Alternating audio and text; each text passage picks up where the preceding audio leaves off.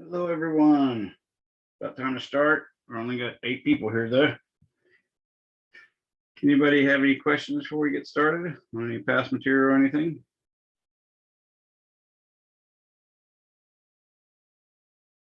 That sounds good. I think 26 might be one of those chapters we should probably spread 3 days on. I'm not sure. I'll see what I can do today.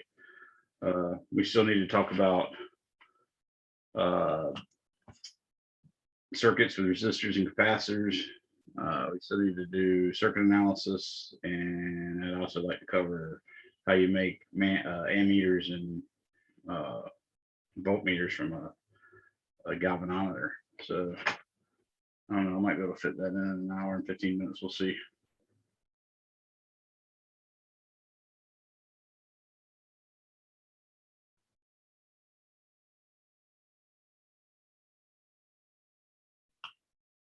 All right, now. Woohoo!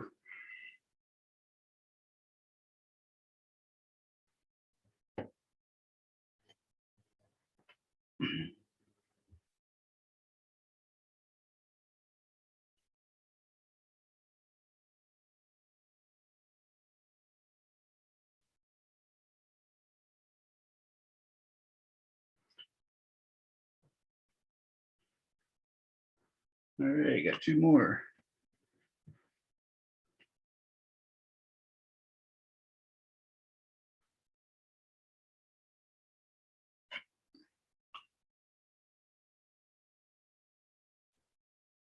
All right, we're up to 12. Okay, well, I guess that's good enough. It's a minute after class starts, so should go ahead and get started. Ask everyone if they had any questions, but not everybody was in here at the time. So I'll ask it one more time. Anybody have any questions on past material or anything? We haven't started in the next chapter 27, so whatever dates are on there aren't really relevant. So make sure you know that. We are starting, let me see, we did a test on chapter 21 and 22. We did 23, 24.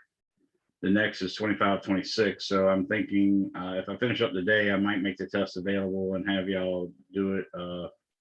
Maybe I'll make it available Friday, but have it due Wednesday. That way I'll still ask me some questions on Monday.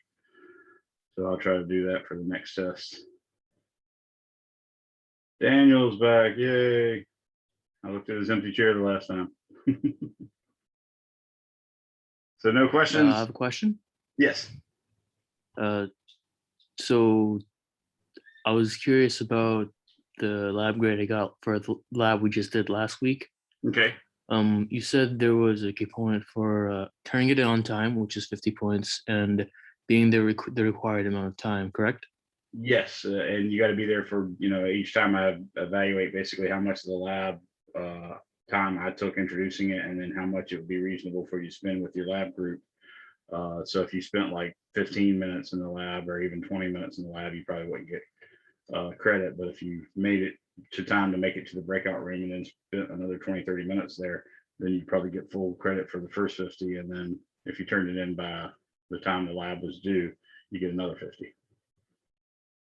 Yeah, so I think I was in there until like 3 o'clock this time around. Then you should. And while I did get 50 points, I'm still missing 50 points for the other half.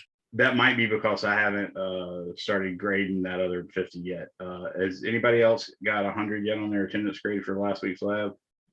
Because that would be indicative of me not doing it. Okay. No, I don't think so. Yeah, so Rodell, I assume that's how you pronounce your name. It's probably just a matter of me not putting it in. I remember we did something different with lab last week, if I remember it. So that's probably what happened. But just yeah, to confirm, you're talking about lab 4, correct? Is that right, Rodell? Is lab 4? Yes. Yes. Yeah, I still have 50 as well. Yeah, that just means I didn't do it. I remember something came up. I can't remember what it was, but I had something that happened and I didn't get to do what I normally do during lab. So that's probably why you're not showing the other 50 yet. But it's good that you're paying attention to that. Definitely, if you don't see it change and you know better, make sure you let me know. You should always be able to tell from your notes for lab or whatever you did on that day. So hopefully that'll help you keep me straight. And I have the reports at all times, so it tells me how much time you're there, and it tells me exactly when something was turned in as well. So both of those I can always verify for you. The reports I get from Zoom, by the way, not only tell me whether you were there or not. It tells me exactly when you logged in, exactly when you disappeared, and then exactly when you logged in again. And it gives me the amount of time you spending at Sham. So like it'll say you logged in at 11:08, and then you logged out at 11:30, and it'll say that's 22 minutes, and then it'll do that you log back in at 11:33, stuff like that. So I can do a pretty detailed description of your attendance. The only thing is sometimes you get counted when your system gets locked up, but just remember when we do the labs, I don't want to say you have to be there some minimum amount of time, because some people can get their labs done pretty fast, but I don't want you guys doing lab, having it essentially done before the lab even meets on your own, and then not going to your breakout room. I need you to spend at least 30 minutes with your breakout room partners, so that you can, even if you've already done it, at least you can help them figure out how to do it. So don't be surprised if you're not spending not getting the first 50 points of attendance if I take 15 minutes to present the lab, and then I expect you to stay there a whole 45 minutes. Okay. I'm usually not that much of a stickler, but like I said, I do want you to work with the lab group and be able to help each other. So that's what that's for. All right. Well, we've got a lot of people in now. We're up to 17. So I'll go ahead and get started. What we did, Professor, yes, Professor, one thing, the reason why I did have my webcam on the past couple times is because it kind of died on me. It stopped working. So I got a new one yesterday. Oh, that's no problem. Actually, yesterday at work, believe it or not, the seat was empty the whole time. Our last time, the seat was empty. So that was It froze. It froze. I was Oh, is that sitting what it right was? here. Yeah. Gotcha. I was like, we're just looking at it. Yeah, I'm worried. Where'd it go? And I was like, oh, that old webcam's been having freezing issues since last spring, actually. So yeah. Okay. No problem. I'm going to try this weekend. Students are still complaining about the view through my camera, even though I'm now using an inconvenient Ethernet cable. I'm going to try to see if I can get a better picture from my daughter's GoPro camera. And if that actually does better, I'll see if I can figure out some way to rig it up to show the page. That would be an ideal scenario. Then you can see a little better. Right now, what I've done is I've taken my document camera and sat it where it's so close to the screen, to the page, that you can just barely see the left edge and right edge of the page. So that's zoomed in as much as I want, and hopefully that'll be a lot better. So let's go ahead and get started. Last time we had talked about how resistors add in series and how 1 over their resistances add to give you 1 over the equivalent resistance when they're in parallel. And I even worked through a kind of messy circuit. There's a lot more messier circuits you can see in your in the back of your, or the end of the chapter, and also some maybe in the homework that I assigned, but I don't think I did too many. One of the other major things we're doing in this chapter is to actually work out DC circuits. So when you have a circuit with a battery, and might even have multiple batteries, that sort of thing. I think your book even does one where it shows a circuit of a battery charging a battery. That is an excellent example. I want you guys to make sure y'all know how to do that problem. And it teaches you about the dangers of crossing the pluses with the minuses on jumper cables. So you don't want to do that. That could be a really bad problem. That being said, you can also use your car battery in a pinch. If you have a small piece of suspension or something that doesn't allow your vehicle to move until that's been fixed, in principle, you can use jumper cables and a welding rod, and you can use your battery to just get a quick weld in. So sometimes that's a handy thing. It's kind of dangerous, obviously, because one thing, welding puts out a light so bright it could blind you. So you really need a helmet, and two, just touching those things could, if you do it too long, it's going to make the battery possibly get so hot it explodes, and that's like death. So be careful about that kind of stuff. But these quick little things about knowing how to use a battery to weld is a pretty useful skill, assuming you know how to weld. So anyways, let's go ahead and get started. We're going to start with Kirchhoff's rules. Okay, Kirchhoff's rules are what allow us to break a circuit up and make sense of it. And what they are is there's Kirchhoff's loop rule and Kirchhoff's junction rule. And I put it on document cam. It didn't go immediately. Okay, so let's get a focus here. And you can see the way I have it now. The paper is just barely bigger than the window. So Kirchhoff's loop rule. So I'll write that as KLR. And basically it says the sum of all the voltage increases and decreases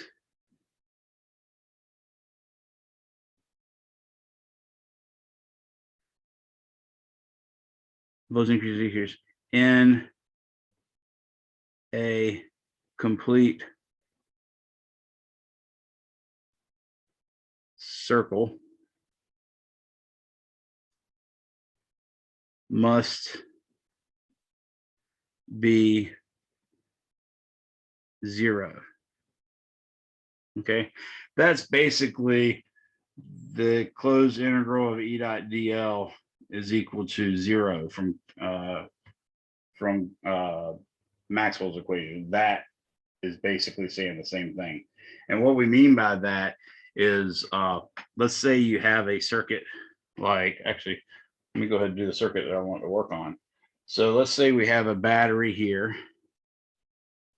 and let's say that EMF is 6 volts. And let's say I have an internal resistance equal to 1.00 ohms. And I'm going to assume this is 0.00. In other words, I'm going to use 3 sig figs on everything. And I'll say over here is another resistor. And that resistance has a resistance of 2 ohms. And then I'll go back around here and I will put a resistor in the middle. And I'll say that resistance is R3. Whoa. Using my new pens with the eraser, that's R2 actually, and it's going to be equal to 3.00 ohms. Again, I'm assuming everything has 3 sig figs, so I should have wrote it that way. And I'll also take and have a battery here with an EMF of, let's say, 9 volts.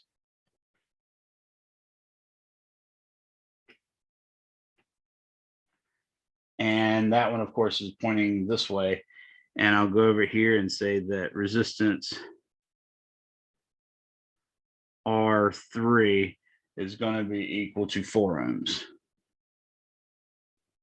Okay, so I'll say circle or loop. Maybe that'll make a little bit more sense. So basically, if you start in one place in a circuit and go all the way around, say, and come back to that, you could do it that way, or you could do it that way, or you could do it this way. Notice I started and stopped on the same point. Whenever you do that, starting and stopping on the same point, the sum of all the voltage increases plus all the voltage decreases, which would be negative, of course, should give you 0. And what dictates whether it's 0 or whether it's positive or negative is you have to also choose the current. So I'm going to assume that this 6 volts is going to cause a voltage on this side, it's going to cause a current going through this side in this direction. Now, I'm free to choose any direction I want, and if I get it wrong, it's no big deal. What'll happen is when I finally solve the system, it'll come back as negative, and that'll just tell me I chose the wrong direction. So don't be hamstrung by worrying about what the right direction is. I'm going to call this I1. Now, the rule is whenever you go from the negative side to the positive side of a battery, so if I started here and ran into there, I'm at 0 basically. Now I jump up by 6, so this would be plus 6 volts because I went from the short leg to the long leg. So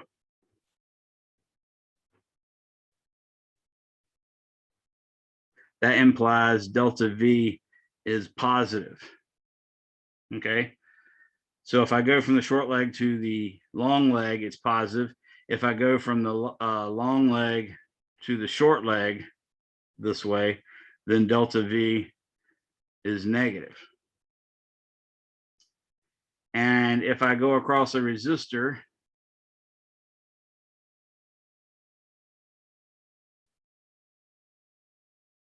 in the direction of the current, well, in this case, notice that's the opposite direction of the current, then delta V is actually equal to positive. And one more scenario. This is my resistor. This is my current. If I go across the resistor in the direction of current, then delta V will equal negative. So that's how you have to work that out. So let's consider, I'll call this point A, B, C, D, E, F. Okay. So I'm going to take the loop A, B, C, D, A. So everybody should see that means this loop. So Kirchhoff's loop rule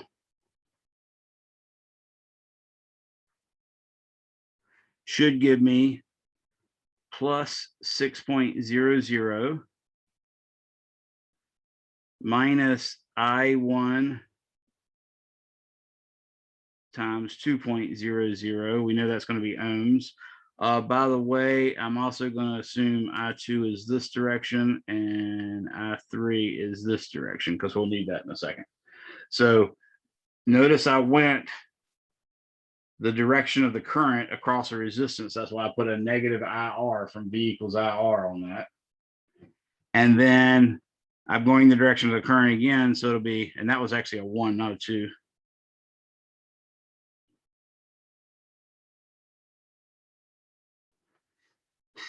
Well, it doesn't help when I write so hard that my paper has a dent in it. And now I'm going to go minus I1 times 2. That's because of that resistor. And now I'm going the direction of the current again. So it'll be minus I, in this case, it's I2 times 3.00. And now I'm back where I started. So I'm going to write equals 0 there.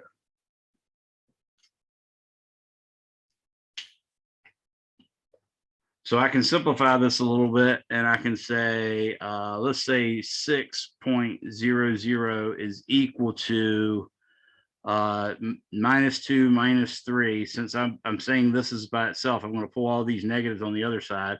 So I'll say equals plus 1 plus 2. That'll be 3.00 I1 plus 3.00 I2. I'm going to call that equation 1. Okay, everybody see, all I did was, since that was equal to 0, I took these 3 negative terms and put them on the opposite side.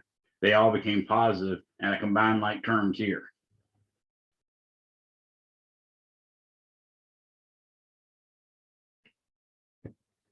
Now I can do another loop. Let's do loop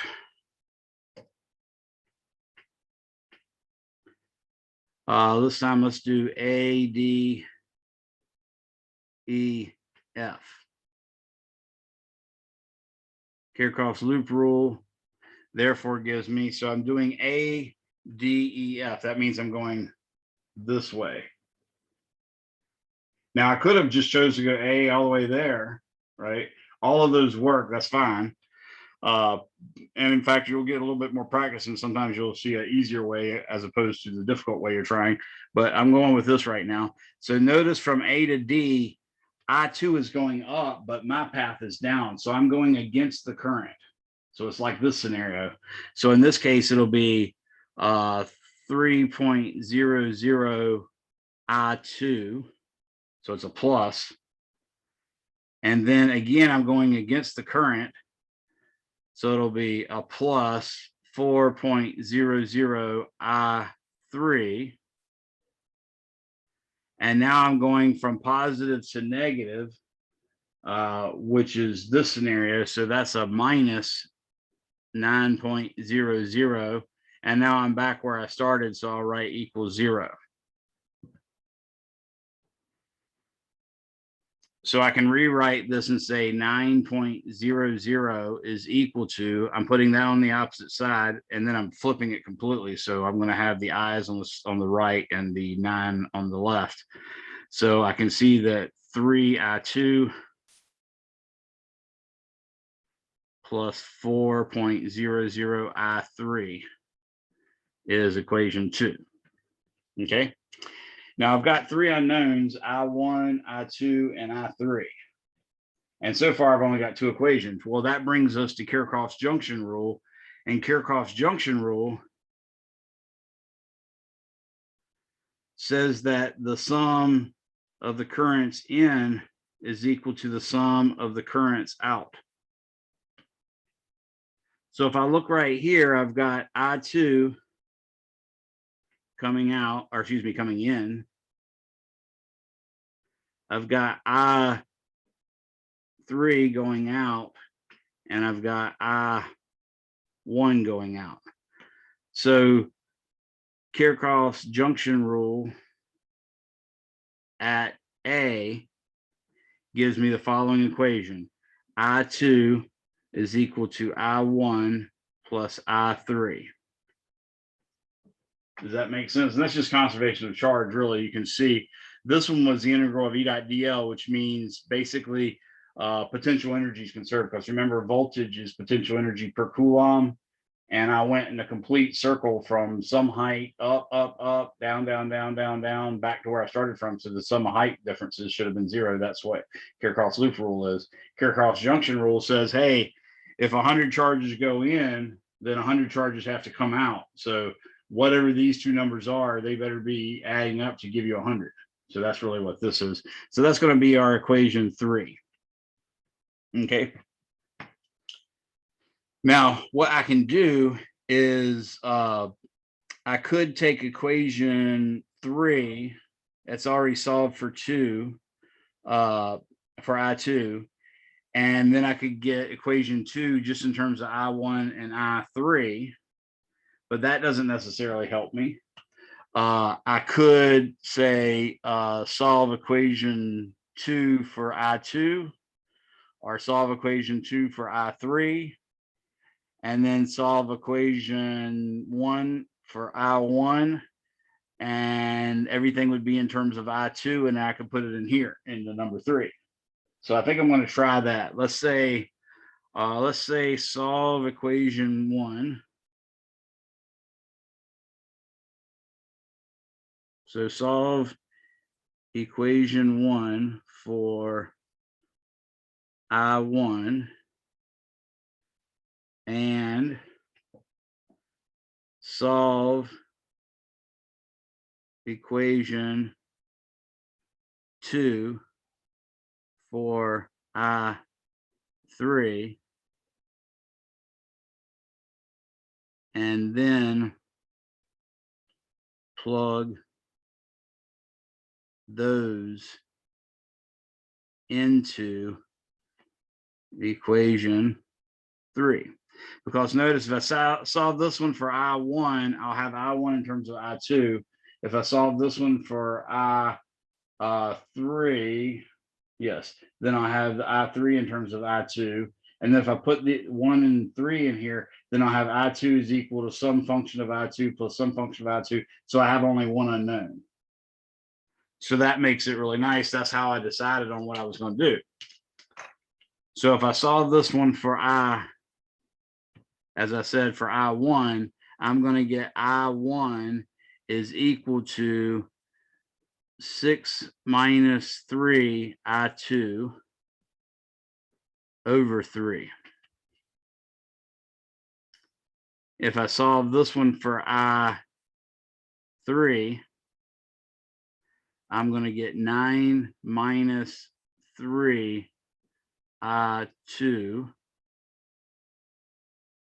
over 4. So I'll call this 1 prime, 2 prime. So 1 prime and 2 prime into 3 gives me the following. I2 is equal to 6 minus 3 I2 over 3 plus 9 minus 3 I2 over 4.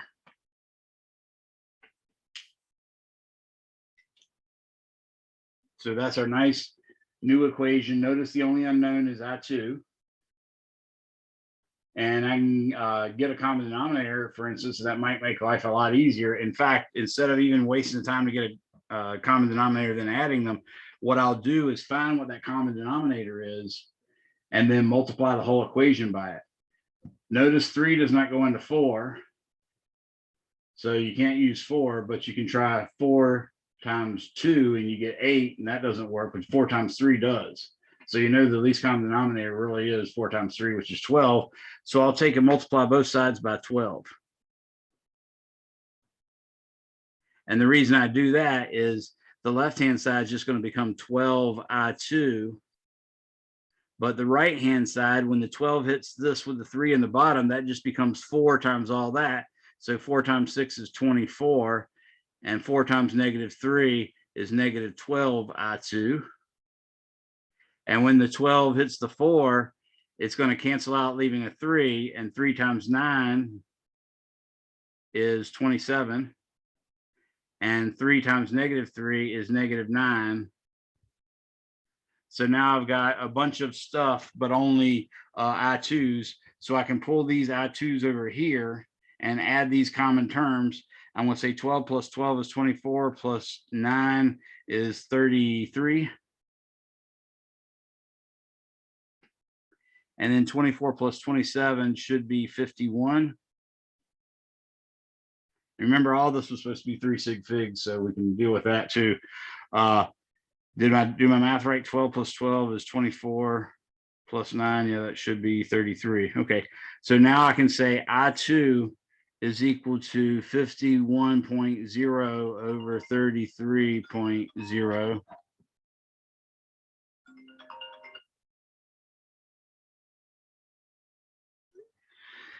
And when I do that division, I'll say 51 divided by 33, and I got 1.545.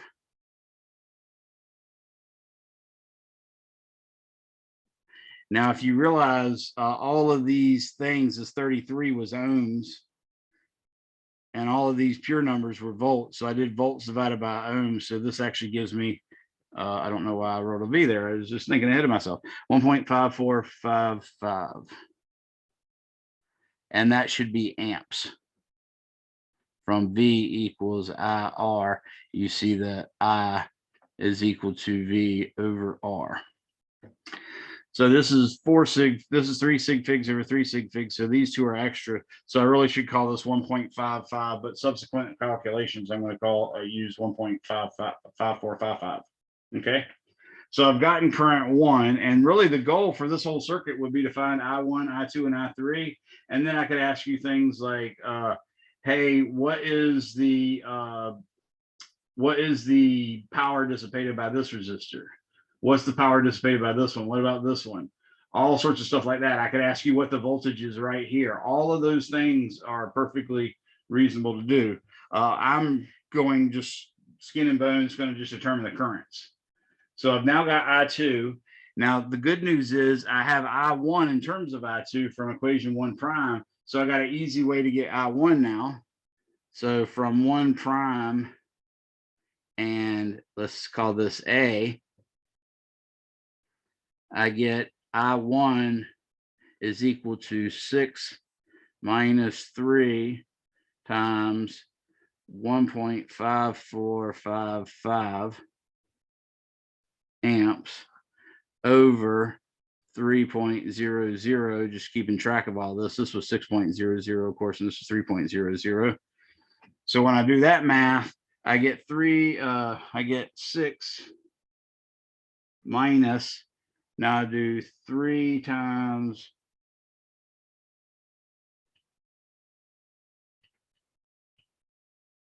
1.545454, blah, blah, blah, blah, blah. And that gives me 1.36. Remember, 3 times this would still give me 3, basically 2 decimal places. And this gives me 2 decimal places. So this top part is just going to become 1.3636. But really, these are all extra sig figs. And in fact, they're volts too, by the way. And that's divided by 3.00. which is ohms. So I'll say divided by 3, and I'll get 0.45455 amps. Again, only 3 sig figs, so these are all extras. So that's 454 milliamps basically. So I'll circle my answers.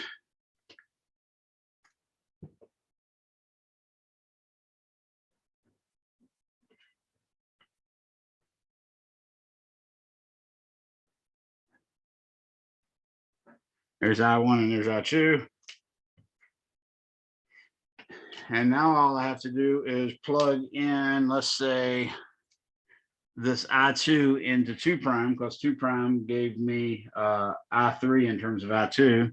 So 2 prime and A are going to give me I3 is equal to 9 minus 3 times 1.5455 amps over, in this case, it was 4. So I'm going to say 9.00 minus 3 times that thing. That gives me 4.363636. This is 9.00. This has 3 sig figs times 3 sig figs. So this is all this is going to be extra digits. And then I divide that by 4.00, which is 3 sig figs divided by 3 sig figs. So I get equals 1.0909 amps. And obviously only those are significant. These 1.09 significant. And that's equal to I3. So I can again box off this answer. And that's it. There's really nothing more complicated than that in these problems where you're trying to solve circuits. Now, the hard part's always solving the system of equations. But you're allowed to use any tools that you have at your disposal by hand, okay? Because I'm going to probably at some point in the semester, I'm going to have a test where you're going to have to show me your work to find the currents in a circuit. And I don't mind you using your calculator. In fact, I encourage you to use your calculator to make sure you get the right answer. But I need to see a hand calculation first. So you can do it by, solving one equation for one variable, solving another equation for another variable, and then adding those in a third equation. If you used, for instance, if you used this bigger loop and then this smaller loop, you'd have I1 in common. You could multiply each of those equations by some number so that the I1s would cancel out when you add them. And then you could eliminate one of the variables that way and then go to it. So that's another way. You can also use your various matrix methods that you learned about solving systems of equations. You can use, the Gauss-Jordan method, or you can do that one with the determinants. All of those are perfectly fair game, but I need you to be able to do one, just like with vectors. You have to do at least one by hand calc, okay? And like I said, I encourage you fully to learn how to use your calculator to do it. And even on the test, take the time to verify that you got the right answer before you turn it in, okay? That's cool. That's not cheating. That's just being smart. But I want to make sure you know how to do it by hand. So do them all by hand and do them all by checking your work when you're done. And you can use those rules from pre-calc that you learned or college algebra if you learned them there. Any questions on that? Okay, so that's one of the biggest things from this chapter is just, can you solve such circuits? So look at the examples your book does. They're quite good. Look at that example. I've got another example on my YouTube channel you can look at. If you go far enough in EE, they have an intro, basically a electronics for engineers. And in that class, they'll teach you other ways like the nodal method and the loop method and all sorts of cool stuff like that. And I find that those ways are a lot more algorithmic, where you just do the same process every time and you always get the right answer. But I wouldn't try to learn that alongside this, but you'll see it later. Okay. And you might even come up with it on your own just by understanding how circuits work. So any questions on that? All right, so I mentioned in your book the jump starting a car. That's example 2610. So I'll just write here, make sure you can do example 3610 and ... I mean, all the ones in the books are always fair, but I really pointed this one out because I think it's really interesting and it's a good problem. Okay, so make sure you can do that. I'm going to jump now that I've shown you that example, and you've got, I think you got 2 or 3 examples in the actual book of how to solve systems of equations. Yeah, it looks like they give you example 26.9 is one, example 26.10 is another. So now I'm going to go ahead and jump into RC circuits. So this is RC, not meaning remote control. This is RC meaning resistors and capacitors. Okay. So what I'm going to do is, I think I'll start it over on a new piece of paper for this one, just because it can get kind of detailed and I don't like trying to fit my work into a little space. So what I'm going to do is I'm going to draw a circuit, an RC circuit, a circuit that contains a resistor and a capacitor, for instance, and some power source. And I'm going to set that up. So what I'm going to do is I'm going to say I have a battery with an EMF of E. I'm going to say that runs into a resistor of resistance R. And then that runs into a capacitor of capacitance C. And then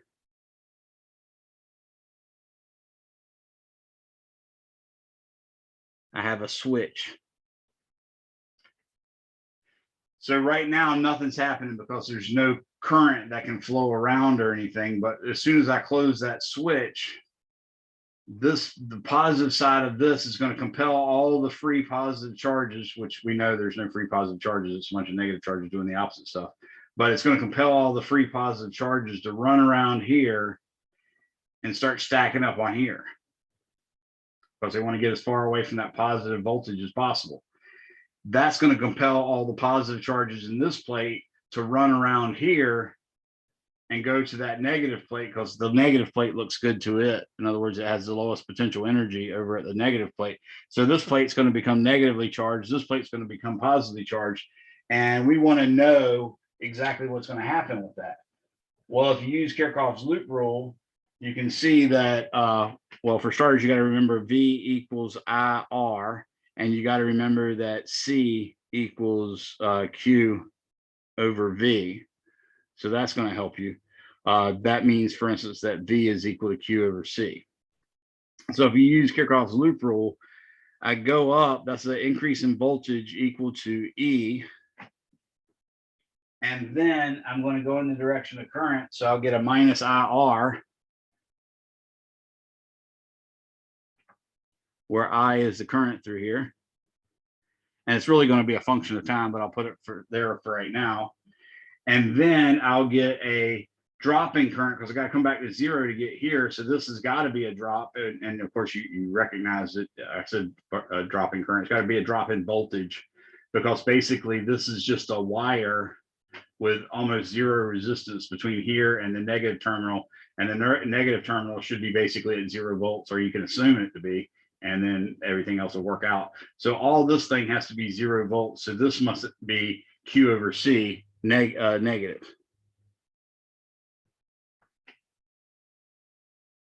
Okay.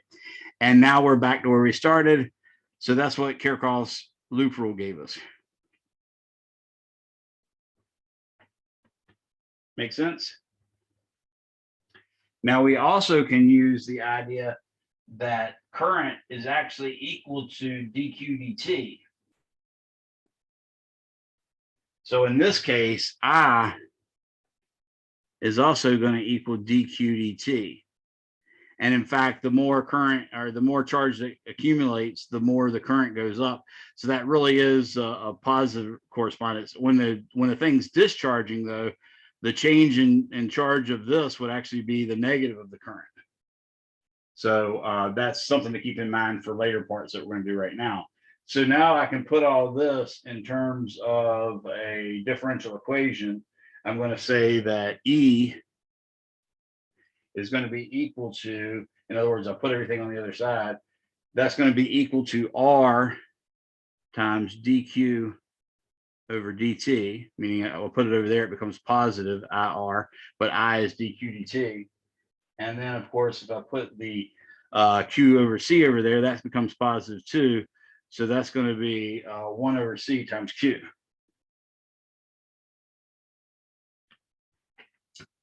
And you might recognize this type of equation. It's just a linear differential equation, but there's a nicer way to deal with this one than the normal method of saying let Y equals, or excuse me, let Q equal E to the something or other. This one's really nice because it's separable. And the way we do that is I take the dq and I try to isolate it and have everything with Q in it as a function by itself. So for instance, first thing I'm going to do is multiply through by 1 over R. So I'll multiply this side by 1 over R and multiply this side by 1 over R, which would have been nice to do that in a different color, but anyways, here we are. So I'm going to say I get E over R is equal to dq over dt plus 1 over RC times Q. All right. Now, if I pull this over here, I'll get E over R minus 1 over RC times Q, and that's equal to dq over dt. And now I think, what do I think I want to do? I think I like that as is. That's not too bad. It's not the way I normally do it. I'm kind of concerned that I might screw up if I do it this way. Let's see. I like the RC. No, you know what? I am going to want the RC in a different spot. So did everything right? I'll just go with it. So what I'm going to do now is I'm going to take dq and put it over E over R minus 1 over RC times Q is equal to dt. So what I did basically is divided by this on both sides, which made that under dt, and then multiplied by dt on both sides. Does that make sense to everyone?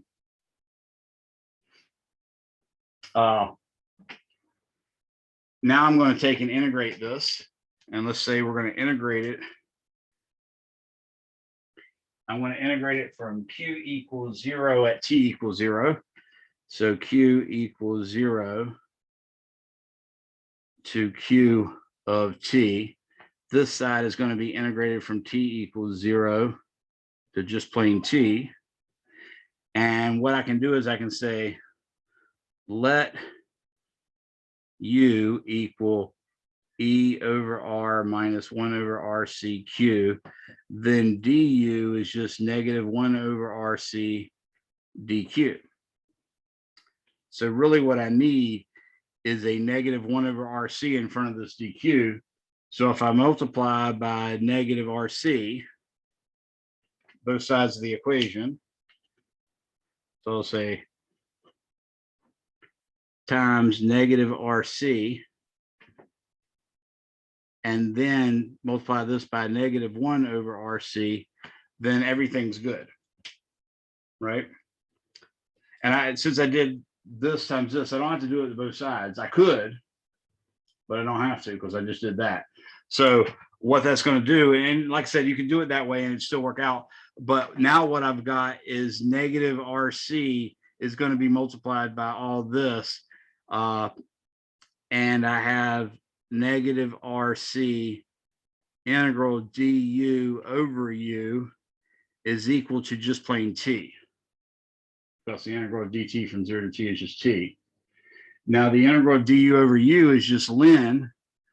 So I'm going to get the ln of u, and remember u is e over r minus 1 over rc q.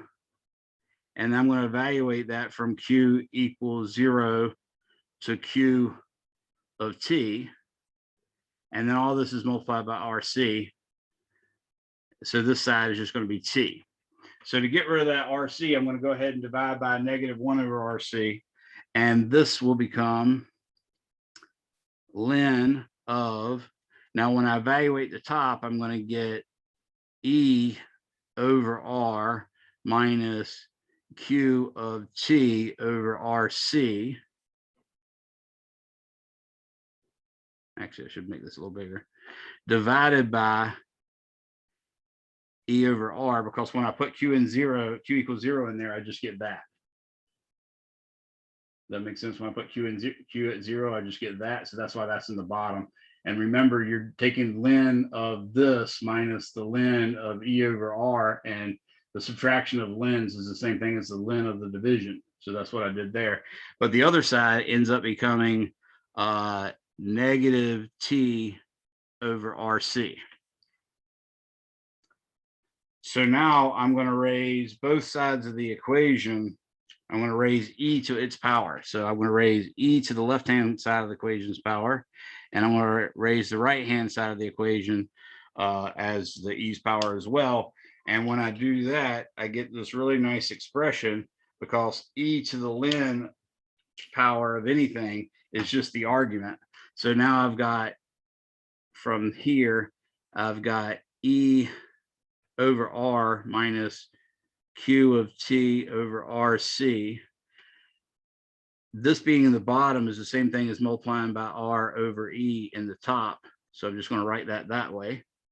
And the other side is going to be equal to e to the negative t over rc. Turns out if you actually work out those units, rc has units of time. And it's a characteristic time of the capacitor, in fact. So now what I'm going to do is go ahead and multiply by, well, in this case, I can just go ahead and multiply by r over e. So this is going to become r canceling out with the r and e canceling out with the e. It's just going to become 1 minus, now the r is going to cancel out with this r down here, and I'll get 1 over re, actually, excuse me, 1 over EC. I don't have to do that. I forgot I got an eraser. I've got superpowers. Okay, so when this r hits here, the r is going to cancel out in the bottom, and I'm just going to get c times e in the bottom times q of t. All that will be equal to e to the negative t over rc. Okay, so I'm almost there. I can pull this to this side and this to this side, and I'll get 1 over c e times q of t is equal to 1 minus e to the negative t over rc. Well, now I can write that this is going to be q of t is equal to e times c times 1 minus e to the negative t over rc. So that's what my q as a function of time is. Notice when you multiply voltage times capacitance, as in the top of this, see, we had voltage times capacitance, you get charge. So that really is the charge that the capacitor has. So that's like Q max, if you will. It has the right units and everything. So that's really our function of charge as a function of time. And you can see at t equals 0. Oh, I don't know why I wrote the line in the middle there, but you can see at t equals 0, you get e to the negative 0 power, which is 1 over e to the 0 power, and anything to the 0 power other than 0 is 1. So this is 1 minus 1, it gets 0. But as t gets larger and larger and larger, this number becomes bigger in the denominator. So ultimately what you get is if I make a plot of Q of t versus t, you're going to get it starting at 0, and it's going to ramp up and asymptotically approach E times C. And in fact, I told you the characteristic time was RC. What that means is in a time RC, you're going to get basically, well, you can look at it in a time RC. Let's say Q of RC is equal to EC times 1 minus E to the negative RC over RC. So that's 1 minus 1 over E. So 1 over E, by the way, y'all should know that E is 2.71828 roughly. So if I do E to the negative 1, I get 0.367879. So this is going to be EC times 1 minus 0.367879. Way more sig figs than really necessary. But then when I do 1 minus that number,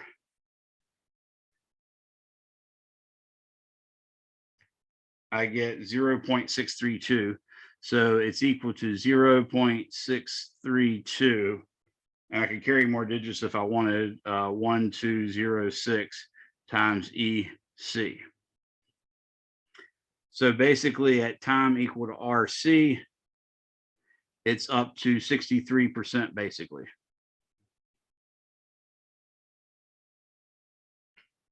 That's 63.2% of EC. So that's how that behaves.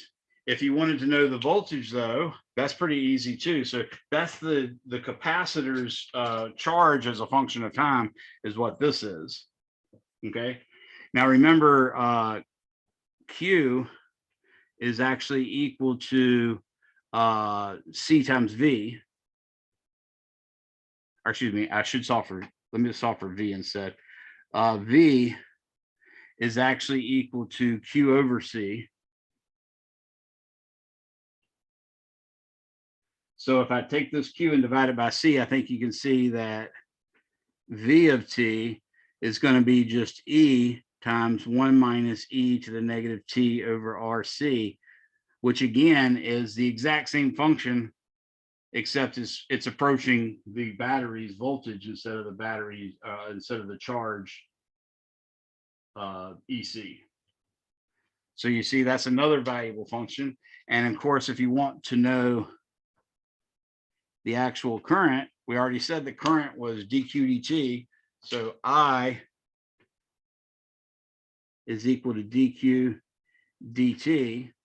Well, basically I say d by dt of EC times 1 minus E to the negative T over RC. Well, the EC comes out in front. When I multiply, when I take the derivative of 1, I get 0. But when I take the derivative of negative E to the negative T over RC, I get the negative 1 that was in front of it. I get the same function, E to the negative T over RC, because the derivative of E to the negative T over, or the derivative of E to the X is just E to the X. But now I got to take the derivative of this with respect to T.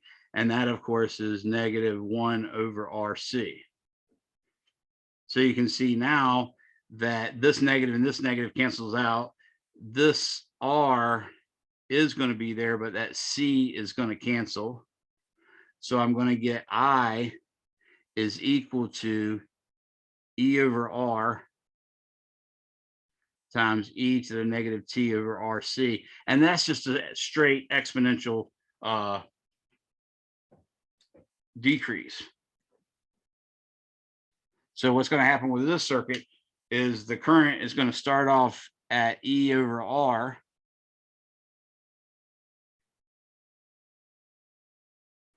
the current's going to start off at E over R. And that's because when I put a 0 in here, this just becomes 1. But it's going to rapidly fall to 0. And in fact, if I say I of RC, that would be E over R times e to the negative 1. And of course, we already found that e to the negative 1 was that 0.37, whatever that number was. So I'll do it again just to remind myself. I think it's 0.373 if I remember correctly, but I might be misremembering. So I'll say e to the negative 1 is 0.36, yeah, 367, that's what it is. So that's 0.368 really. So if I want to use 3 sig figs times E over R. So this drops down to 0.368. I wrote up an R there times E over C at a time constant RC. So you sort of have an exponential asymptotic growth of the voltage and the charge on the capacitor. However, you have an exponential decay on the current. So the current's a maximum when you first throw the switch and then slowly dies down because eventually the voltage here will exactly be equal to the voltage there, and there will be no voltage difference, so no more charges can flow. That makes sense? So I'll move this back up so you can see all the math, but that really is how a capacitor behaves in a circuit with capacitances and resistors. And even if you don't have a resistor, you still got the wire that's going to have some non-zero resistance. So it's always going to be this way. You just might have the R being very small. And the RC has units of time. So that's a neat thing for you to verify. And I suggest you do that. Any questions on that? All right, let's do another one. Let's do this time. Let's discharge this capacitor. So I'm going to discharge the capacitor by assuming it's initially charged up, and then I'm going to actually throw a switch to discharge it. So in that case, I'm looking at basically a capacitor all by itself. I'm not going to have any kind of battery in this circuit.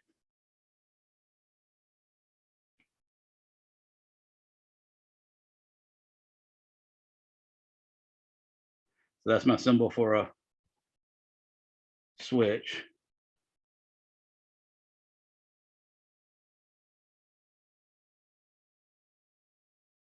I really hate ending on 2 negatives or something like that. That's going to be R. So that's my new circuit now. And I've got the plus and minus on there showing that it's charged at a Q. I'll call that just plain Q. Okay. So if I follow Kirchhoff's loop rule,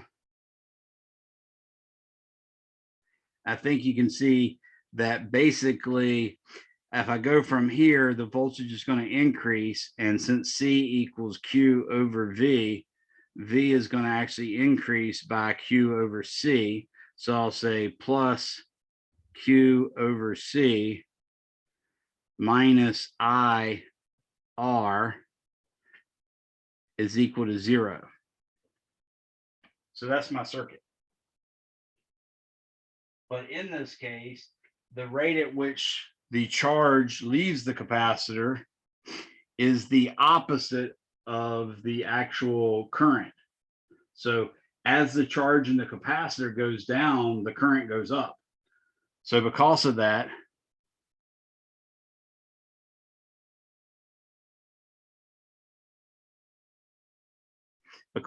I is equal to negative dq dt.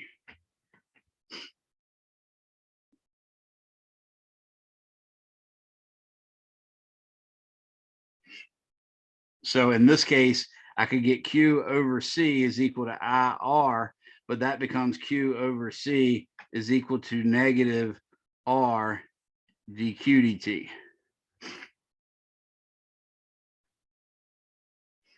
Now, in this case, it's a lot easier to make a separable differential equation. I'm going to say dq over q is just going to become negative 1 over RC times dt. And I will integrate this from Q0, which is what I should have called that in the first place. I'm going to integrate this from Q equals Q0 to Q of t. And I'm going to integrate this side from t equals 0 to t. In this case, I get ln of Q of t over Q0 equals negative t over RC. I'm going to again raise e to the left-hand side power and then raise e to the right-hand side power and set them equal to each other. And that's going to give me, again, e raised to the ln just gives you the argument of the ln. So I get Q of t over Q0 is just equal to e to the negative t over RC, or Q of t is equal to Q0 times e to the negative t over RC. So this time the current or the charge is actually exponentially decaying, whereas the last time it was sort of asymptotically exponentially growing. So the graph of this, for instance,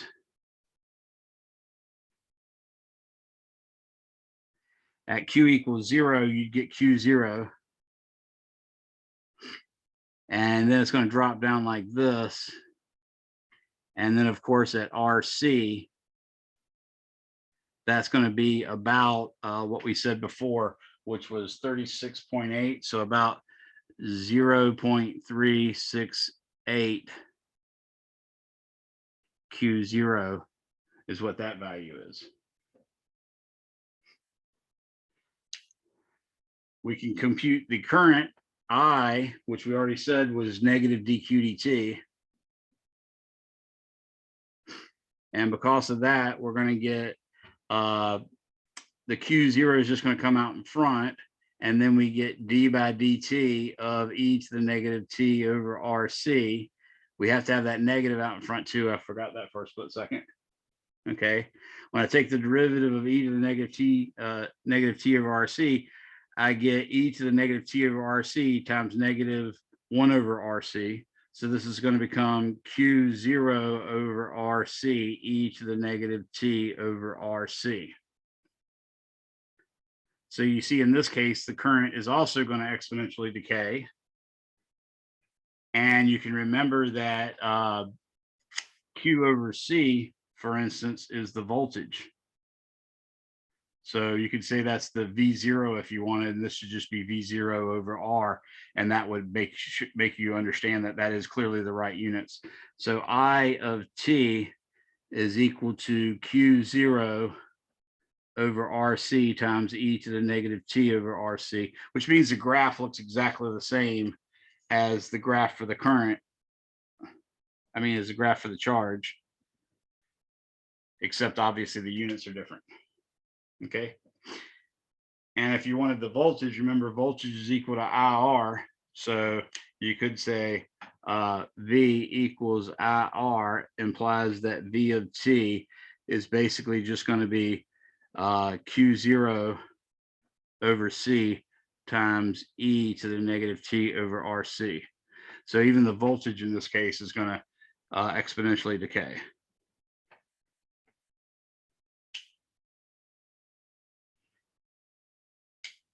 Does that make sense to everyone? That should be, I mean, those are the results you can use, and you'll notice your book actually puts numbers by them. And since there's numbers by them, you can actually use them. You don't have to derive them every time. But you'll look at the examples. I think the examples are pretty much cookie cutter examples. They're, you know, just common things. What will the current be after 3 RC? Or what will the charge be after 3 RC? Or, you know, tell me what the electric field is at 2RC. Well, then you're going to have to go back and use what you know about electric fields and capacitors. We got about 10 minutes left, so I want to try to give you a rough outline of ammeters versus voltmeters. So there exists a thing called a galvanometer. And a galvanometer normally looks like this. It'll have some little dial like this. And it'll be graduated really nicely. So it'll have all these little divisions, and it'll have a needle that normally reads 0. And it'll have a black terminal and a red terminal, or at least a positive and a negative terminal. And the positive I'm going to treat as the red, and the black I'm going to treat as the negative, because that's normally the way it is. Now, what happens is if there's a current going through it such that the current comes in the negative and leaves the positive, then this thing will deflect this way. So if the current's going that way, it's going to deflect this way. But if the current's going from positive to negative, then it'll deflect this way. And it'll have like a max amperage of, let's say, 60 milliamps. And it'll have some kind of resistance for that and all that sort of stuff. It'll tell you the maximum deflection occurs at such and such an angle, that kind of thing. So for example, you might say,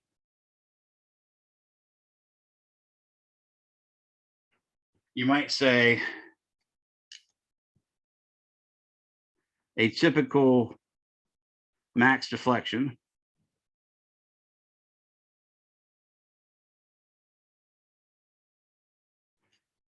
equals 50 microamps, and the internal resistance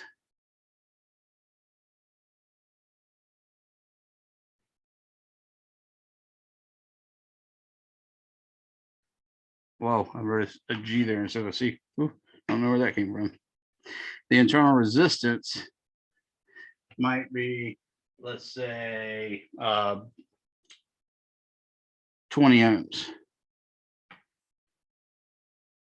So that's a typical type of data they give you for a galvanometer. And what you might want to do is let it measure a full 1 amp. So let's say,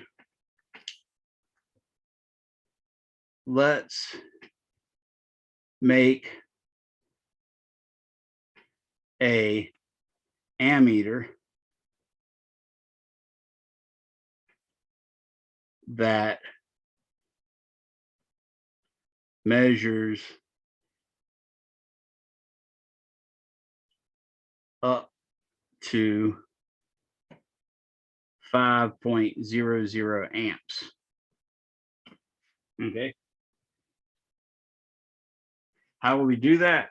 Well, what you do is you'd say, imagine a little circuit you got here. So let me draw a circuit.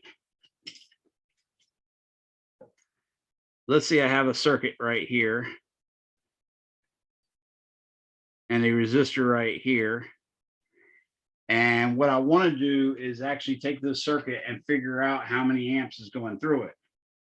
Well, the way an ammeter works is you connect it in series. So we're going to have to break that circuit apart. And then we're going to take all the current that comes through there and run it through our own galvanometer. Okay.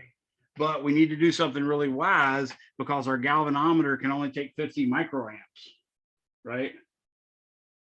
So what I want to do is I want to take the fact that my galvanometer, which is up here, is going to be represented with this little resistance. Okay. I want to make sure that this thing over here has a small enough resistance, and this is called a shunt resistance, R shunt, such that when 5 amps is going through here, only 50 microamps is going through there.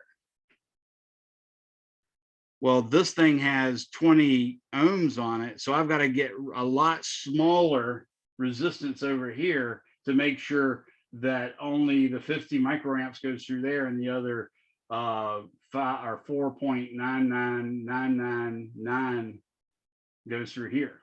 Okay. This is my galvanometer, and this whole thing right here is my ammeter. Okay.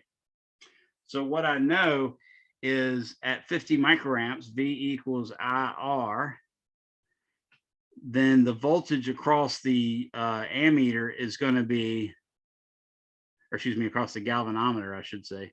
The voltage across the galvanometer is going to be 50 times 10 to the negative 6 amps times 20 ohms. So when I write that out, I get 50 times e to the negative 6 times 20 is 1.00 times 10 to the negative 3 amps, or excuse me, volts. Okay. So that's going to be the voltage across our shunt too, because they're in parallel. So VG is going to equal V shunt. So I need V, remember, I want 5 amps. So 5.0000000, say, and I want 50 microamps, and 50 microamps, remember,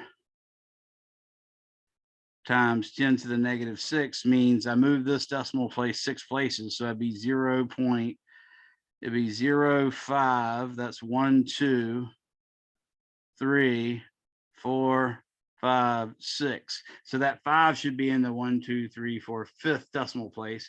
So 1, 2, 3, 4, 5. That's going to be 5000. I subtract that, I get 4 point. Now what you're doing here is you're saying, okay, this is 10. I'm going to make all this into a 4, and this is 99999, and then this is going to be a 10. 10 minus 5 is 5. So I'm now going to get, that's lined up with the 5th. So I should say 0, or excuse me, I should say 999.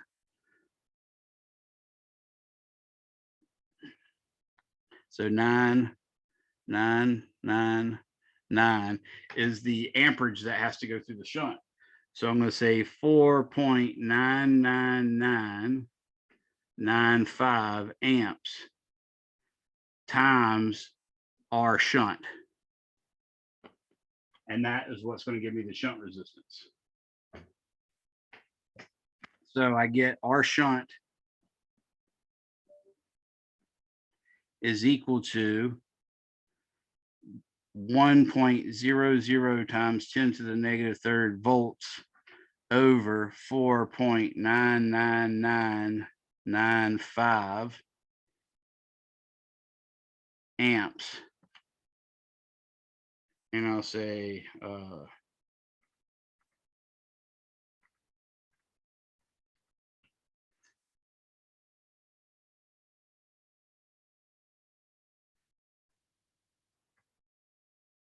I just did something stupid. Okay. All right. So I'm going to take the 1 exponent negative 3rd, and I'm going to divide that by, just to check my math, I'm going to do 50 e to the negative 6, and then I'm going to subtract from that, or she's going to take 5 minus 50 e to the negative 6. And this gives me 200.0 times 10 to the negative 6 ohms.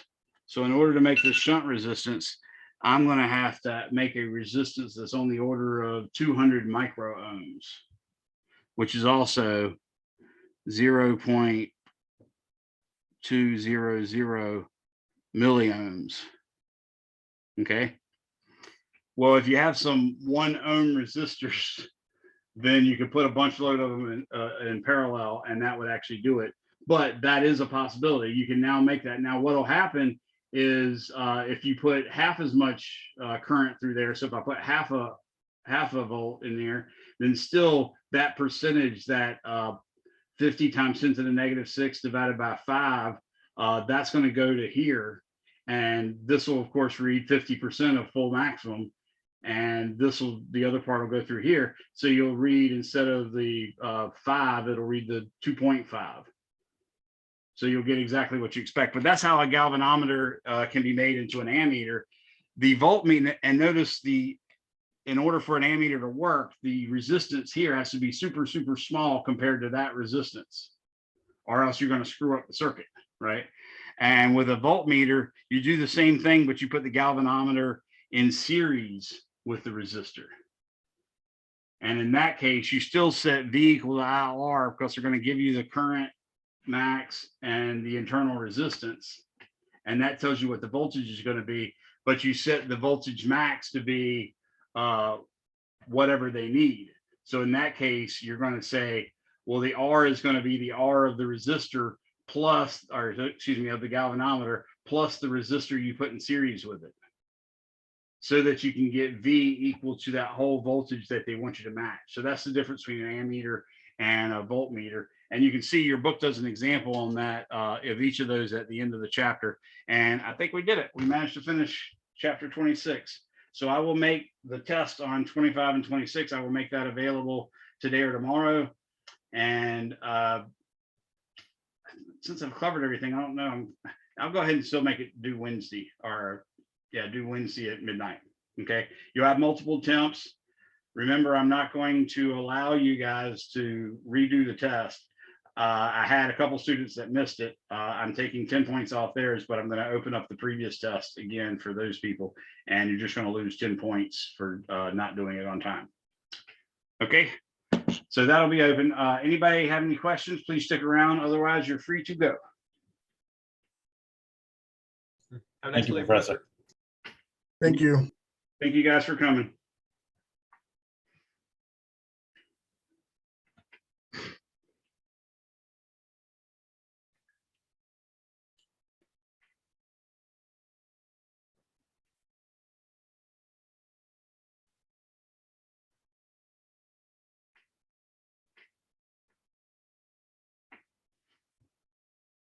William or Patrick, you have a question?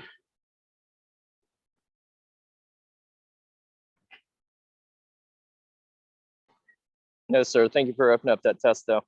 No problem. Thank you. Have a nice day. You too.